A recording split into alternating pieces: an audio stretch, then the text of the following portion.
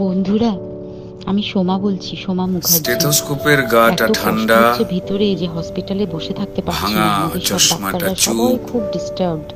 আজকে তো মুখে মেয়েটা ফটোর ফ্রেমে, তোরা জানিস সমস্ত ঘটনা শুনলাম, যা মানে সত্যিকারের ঘটনা, যেটা আরজি করের ভিতরে ডাক্তারিতে চান্স পাওয়ার খবরে হয়তো সেদিন মেয়েটার বাড়ি জুড়ে ছিল হইচই।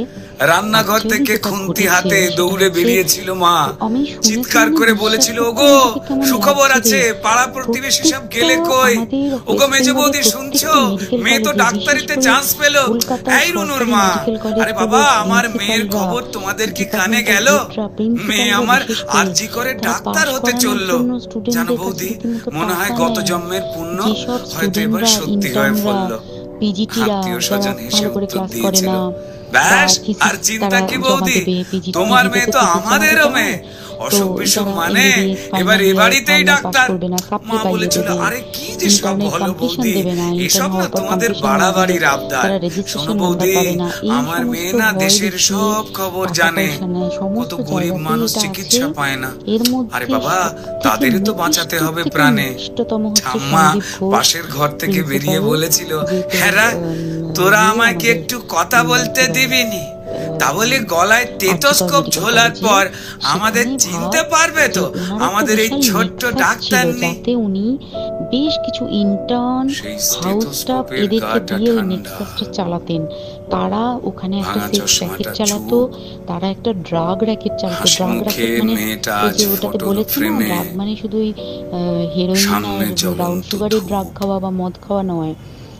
টানা 36 ঘন্টার ডিউটি দিয়ে মুমূর্ষ রোগীর সেবা করে, বন্ধুদের সাথে খাবার খেয়ে, গলার স্টেথোস্কোপটা খুলে মেয়েটা ঢুকেছিল সেমিনার ঘরে।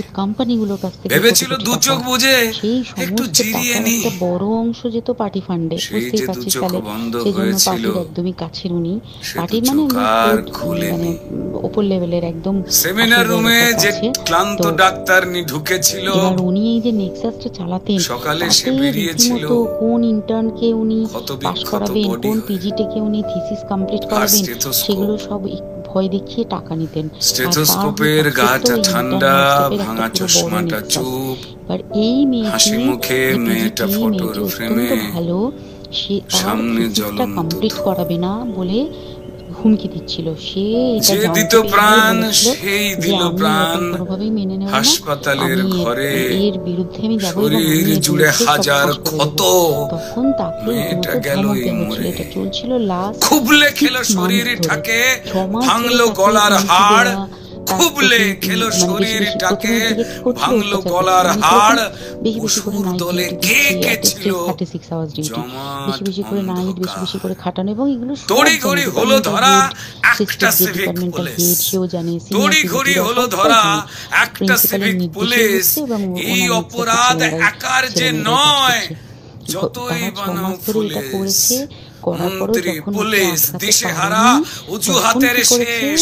মানুষ যদি ক্ষেপে ওঠে, ঘটনাটা ঘটেছে সেদিন কতখানি প্ল্যান্ড এবং গটআপ গেম, তাই তড়ি ঘড়ি ঝোলাও ফাঁসি, সে মুখ যেন না খুলে, ষড়যন্ত্র ফাঁসের আগেই ফাঁসিতে সে চলে। কিন্তু বিশ্রাম নিতে যেত, অনেকেই ওই ঘরে যেত। সেই দিনকে ও একা, ওকে বলেছে তুমি ঘুমিয়ে পড়ো, ওকে একা রেখে এসেছে। বাকিরা যাবজ্জীবন শেষের আগে ফাঁসির গল্প গাথা, মানে কাজ হচ্ছে, কেউ যাবে না ওই ঘরে। সাথে যখন খাওয়া দাওয়া করেছে বাকি চারজনের মধ্যে একটি মেয়ে, সেম সিলেবাস এই গল্পতেও হয়তো বুনছে রাজা রানী। তাই তড়ি ঘড়ি জ্বালানো মেয়ে কেন সবাই জানে। তো ডাক্তার নাকি আমি বলতে পারবো না, সেই জানলো না আমি চিতে শুয়ে তার কি অপরাধ। ওই পিজিটি মেয়েটি ভোটার লিস্টে ঝগড়া হওয়ার পর তার নামটা কেবল শুধু বাদ, তুমি ঘুমো। জানেই না সে তার জন্য প্রতিবাদের ঢেউ, তার ঘটনায় সিংহাসনের ভয় পাচ্ছে কেউ।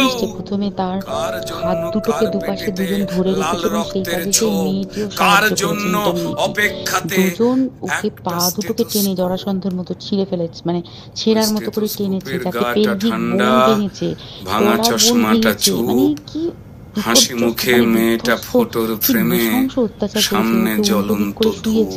পিঠের ওপর দিয়ে বুট পরে হেঁটে ফেলে গেছে, মুখ বাবা মাথাটাকে মায়ের, এমন প্রতিবেশী থেতলেছে যে স্তব্ধ, গাল ফাল রাপচার হয়েছে। আরজি করের এই বন্ধ সমস্ত ঘরে করার পরে শ্বাসরোধ করে তাকে সত্যিটা মেরেছে। আবদ্ধ। মেরে তারপরে আরো যেটা আরো বিবস্ত্র ভয়ঙ্কর, ক্ষত দেহ একটা মৃত দেখেও মানুষকে মিনিমাম প্রথমে ডিগনিটি দিতে জানে না। আত্মহত্যা ঘোষণা, তারা নিচে এসে দেখেছে তারপর সঞ্জয় তখন বিধ্বস্ত বসে বাবা মদ মাকে খাচ্ছিল চুপ অন্য আরেক করাবার বিজনেস নাটকে পার্টির সাথে। ফোন। অপদার্থ সঞ্জয় স্বাস্থ্য ছেলেটাকে তার বিভাগ কথা আর সঞ্জয় বলতে দালাল হয়, পুলিশ ওকে বলে ফল খুঁজে গাড়ি। খালি মানে ওর অজুহাতের একটু কোণ। আরেক দোষ আছে, ও যত্রতত্র মেয়েটা যখন তখন ডাক্তার হতে প্রস্টিটিউট চেয়েছিল এ এলাকায় পোড়া যায়। রাজ্যে, এবার দেখেছে যে একে তা দিয়ে যদি না হয়ে একটা হলো রেপ খবর। করিয়ে দিতে পারি তাহলে ঘটনার মোড়টা সিন্ডিকেটের অন্যদিকে ঘুরে যাবে। সরকার এইবার চায় না ওকে বলেছে যা ডাক্তার, সেমিনার রুমে তাই তোর জন্য রেখে স্বপ্নকে এসেছি, যা দাও তুই এবার গিয়ে কাজ কবর। করে দিয়ে আয়। ও এসে ওই অফিস ডেড বডিকে আদালতে রেপ করেছে মাঠে ঘাটে যাতে তার ঢোকাও ভ্যাজাইনাতে নিজের সিমেন্ট লোক। পাওয়া যায়। ক্ষমতা আর টাকার লুঠের নেশায় মানুষ তো মরুক, এবার শুধু এই ক্রিমিনালের জয় হোক। প্লিজ আমি নাম করে ফেললাম ক্রিমিনালরাই সবকিছুই। মাটিতে পায় কতজন আমি যে বীরের নামগুলো তকমা, পাঠিয়েছি এই সব ডাক্তাররা তারাই এরা সব রানী জড়িত মায়ের জানিস। হোক। কিন্তু কেউ কোনো আর প্রমাণ নেই হাসপাতালের প্রমাণ বেড লোপাটের তো জন্য। ক্রিমিনালের সেদিনকে ওই জেল ইন্টার্ন এবং যাত্রা ডাক্তাররা যে আটকাবার ওখানে জন্য। যে বাথরুমটাতে মরুখ হাতটা ধুয়েছে, ডাক্তারের রক্ত ধুয়েছে, স্টেথোস্কোপ। সেইটাকে সাত তাড়াতাড়ি প্রমাণ লোপাটের জন্য ওই দেওয়ালকে স্টেথোস্কোপের ভেঙে দিয়ে গাটা ঠান্ডা, তার মানে ওই বাথরুমের জায়গাটাকেই ভাঙতে হচ্ছে ওদের। ওই ভাঙা ওখানে নাকি ওরা চশমাটা রুম চুপ। বানাবে। কালকে দেখেছিস তোরা খবরে। ডাক্তার আর নেই বেশি বলতে পারছি না, আজ মানে তোরা তো ফটোর সবাই ফ্রেমে। প্রোটেস্ট করিস, আমরা তো আমাদের দিক থেকে করছি, কিন্তু কিছুই সামনে হবে না। এই পোড়া ঝুলন্ত দেশে কিছুই হবার নেই, শুধু ভেতরে ভেতরে গুমড়ে গুমড়ে কষ্ট পাওয়া। আর আগামী প্রজন্মের যে ডাক্তাররা বেরোবে, তারা যে ইন্টার্ন বা পিজিটি বা এই যাদের কাছে আমরা যাব ভবিষ্যতে, তারা কি ডাক্তার না কি আমি জানি না। কি